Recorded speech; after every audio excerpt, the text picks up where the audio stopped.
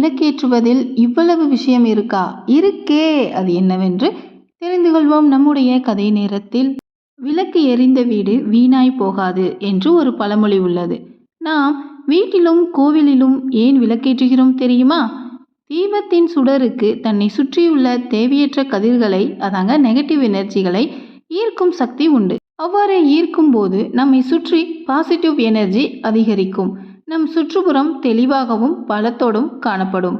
2 நாள் வீட்டில் விளக்கேற்றாமல் இருந்தால் வீடே மயானம் போல் தோன்றும். எல்லோருமே சோர்வாக இருப்பார்கள். இதுவே விளக்கேற்றுவதன் தத்துவம். நம் உடலில் இருக்கும் 7 சக்கரங்களில் மூலாதாரமும் சுவாதிஷ்டானமும் நல்லெண்ணெய் விளக்கு ஏற்றுவதால் தூய்மை அடைகிறது. அதேபோல மணிப்பூரகம், அநாகதம் இரண்டும் நெய் விளக்கு ஏற்ற தூய்மையடைந்து நற்பலன்களை அடைகிறது. நம் உடலில் இருக்கும் நாடிகளில் சூரிய நாடி, சந்திர நாடி, சூஷம்னா நாடி ஆகியவை மிக முக்கியமாக கருதப்படுகிறது. சூரிய நாடி நல்ல சக்தியையும் வெப்பத்தையும் தருகிறது.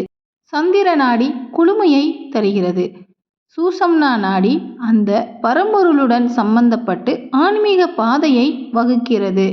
நல்லெண்ணெய் விளக்கு ஏற்ற சூரிய நாடி சுறுசுறுப்படைகிறது. நெய் விளக்கு சூஷம்னா நாடியை தூண்டிவிட உதவுகிறது. பொதுவாக நெய் தீபம் சகலவித சுகங்களையும் வீட்டிற்கு நலன்களையும் தருகிறது. திருவிளக்கு எப்போது வேண்டுமானாலும் ஏற்றலாம்.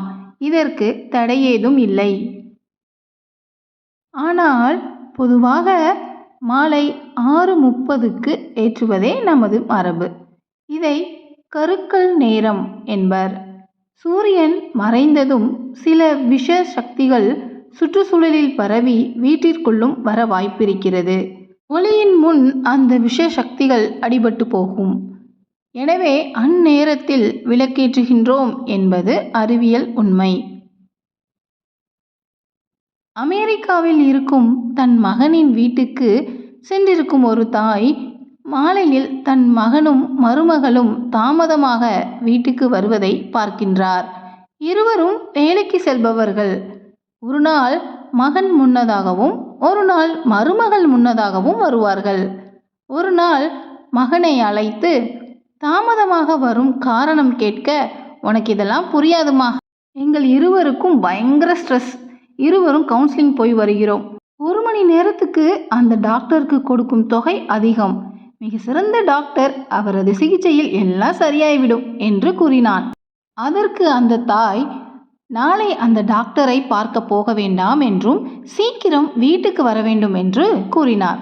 அடுத்த நாள் மாலை வீட்டுக்குள் நுழைந்த மகன் மருமகள் மூக்கை சுகந்த மனம் துளைக்கிறது.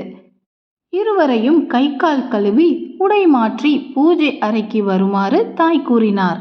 அவர்களும் அவ்வாறு அங்கே செல்கின்றனர். மனம் வீசும் மலர்களின் வாசம், அழகான தீப ஒளி நிறைந்த அந்த அறையில் சற்று நேரம் அமர சொல்கிறார். இருவரும் தாமாகவே கண்மூடி அந்த சூழலின் இன்பத்தை அனுபவிக்கின்றனர்.